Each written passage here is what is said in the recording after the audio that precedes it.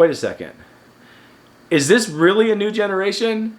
It's still 14 nanometer. It's like an overclocked version of their 9th generation processors.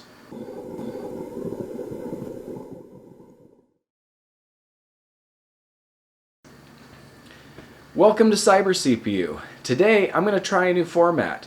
In this video I'm going to be going over some trending tech news. If you like this new format, please mention it in the comments and maybe we can make this format more regular.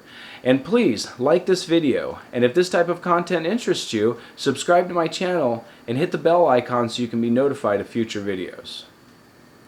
The first topic today is that AMD has reversed its decision to end support for the 400 series chipsets with their upcoming Zen 3 processors. This will not include the 300 series chipsets, but this is great news for people who have invested in the 400 series. There will be some technical difficulties, but hopefully it will not become too confusing.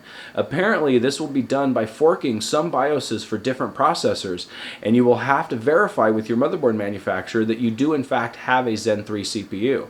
You will also not be able to downgrade your BIOSes back to a version that supports the previous processors. This might become a problem for some, but it's an attempt to try to make the transition less confusing. If I understand this correctly, the 400 series motherboards will ship without support for Zen 3 without a BIOS update. And once the BIOS update is flashed, it cannot go back to the way it was before.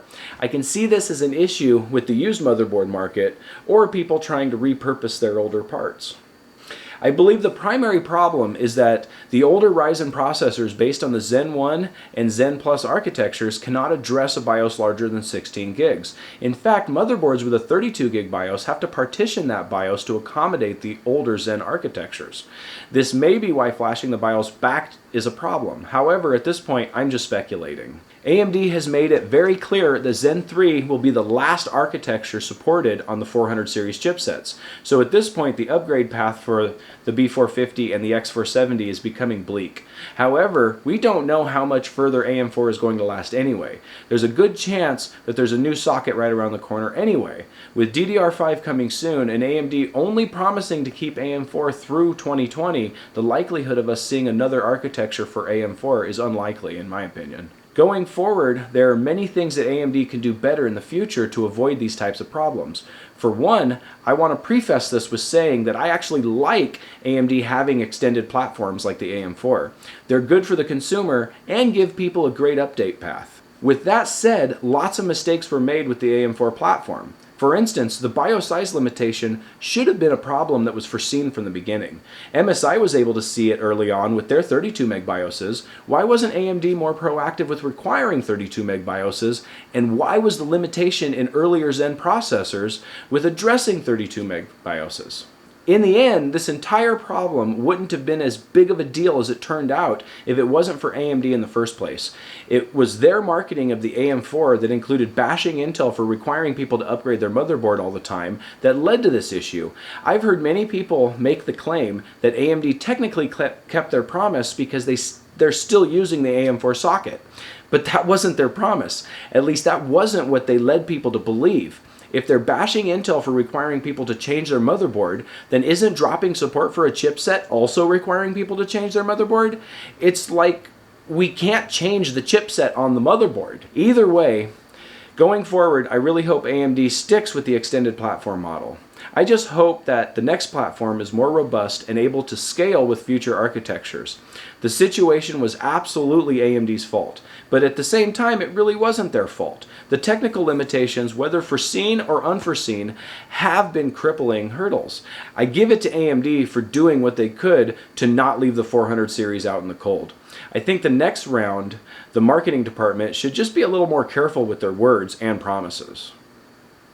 In other news, I'm sure everyone has seen the videos. Intel has released their 10th generation core processors. Wait a second.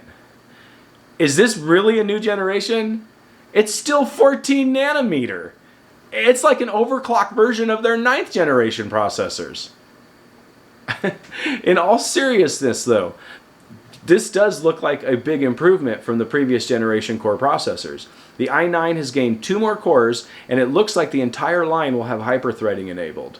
I've only watched a few videos, but it seems benchmarks on the i9 are only nominally better than AMD's 3900X. The 3900X is in the same price point, but actually a little cheaper.